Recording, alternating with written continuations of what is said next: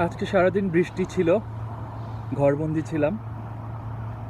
এখন আমি এসেছি ম্যারিন ড্রাইভের একেবারে যেখানে শুরু, এক্সোটিকা সাম্পানের পাশে সেনোরিটার রেস্টুরেন্টে। এখান থেকে একদম সমুদ্রের কোল ঘেঁষে সমুদ্রের গর্জন দেখা যায়, এবং আজকের ওয়েদারটাও খুবই চমৎকার। এক সাইডে পাহাড়, অন্য সাইডে হচ্ছে সমুদ্রের ঢেউ আসছে পড়ছে। আসলে এমন জীবনই তো চেয়েছিলাম, ভয়ঙ্কর সৌন্দর্য উপভোগ করা, অসাধারণ। এবং এই জায়গা থেকে আসলে মানে জায়গাটা যে কত সুন্দর, it is very difficult to explain, just speechless. আমাদের এখন ইভিনিং স্ন্যাক্স টাইম। আপনি শোনা, তোমার ন্যাচোস কেমন লাগছে?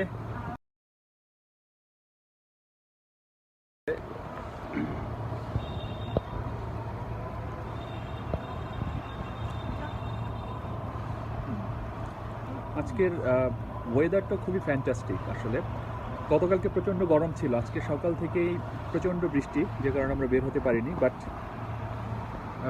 এটা আসলে একটা হ্যাভেনলি ভিউ। কক্সবাজারে অল্প যে কয়েকটি রেস্টুরেন্ট আছে, বিচ রেস্টুরেন্ট, তার মধ্যে আমার সব থেকে ভালো লেগেছে এই সেনোরিটা, এবং ওর পাশে ছিল কলাতলিতে স্যান্ডি।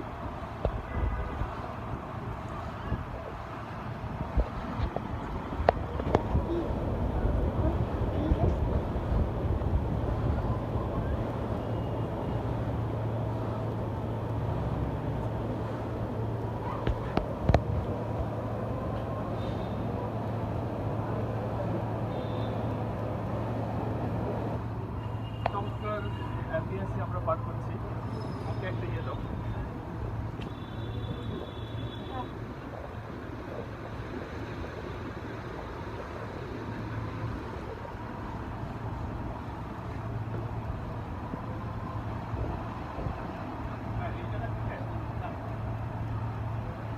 এই জায়গা থেকে আসলে